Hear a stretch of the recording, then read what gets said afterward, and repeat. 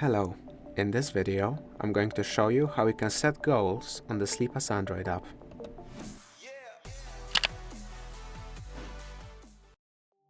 To set goals, tap right here, then tap on Goal.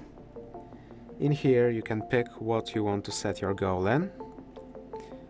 Let's say in sleep duration. And then you can tap on the plus to increase your goal. For example, let's say I want to aim for ambitious 6.5 hours of sleep. You can pick the amount of time you have to complete your goal, either a month or a week.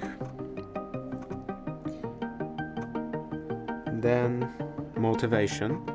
You can choose to use some money, a bit more money, or no money. Now when you use money, the money will be refunded if you complete your goal, but if you do not, it will be donated to Sleep as Android team to continue sleep tracking research. When you tap here, you can see it says yes, it will be, if you miss your goal, the deposit will be used for improving the app and conducting further sleep research.